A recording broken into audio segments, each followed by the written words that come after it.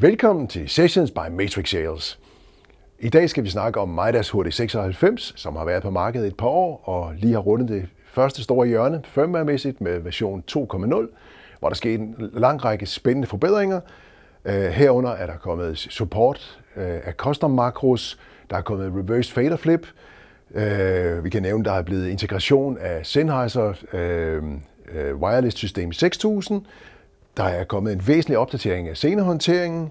Der er kommet transient gate. Der er kommet fra TC-system 6000, der er den længe ønskede MD4 multibåndskompressor kommet med, og noget, der hedder Brainwave Binaural In-ear effekt. Det vil sige, at man kan lave næsten som immersive audio bare i in-ear-verdenen.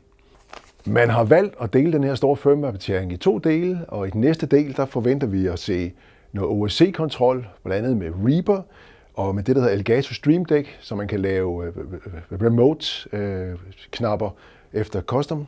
Der vil komme understøttelse af TC Clarity M, en af de længe ønskede ting. Og måske kommer vi til at se noget fra Shure og noget fra Soundscape. Det må vi vente lidt på. Der kommer en Ultimate Multiband kompressor, og i forhold til andre nyheder fra Midas, så forventer vi inden så længe at se deres eget lydkort, som bruger HyperMac, det vil sige et lille USB-lydkort, der kommer til at hedde Cobalt, som har 192 kanaler ind og ud på USB-C.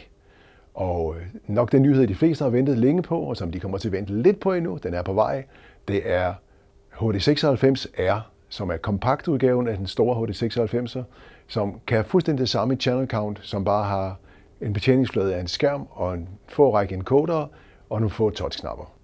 Det var lidt om de vildt fede og spændende nyheder fra Midas. Hvis du vil vide nærmere, så er du velkommen til at kontakte mig, ring eller drop mig en mail, eller kig forbi.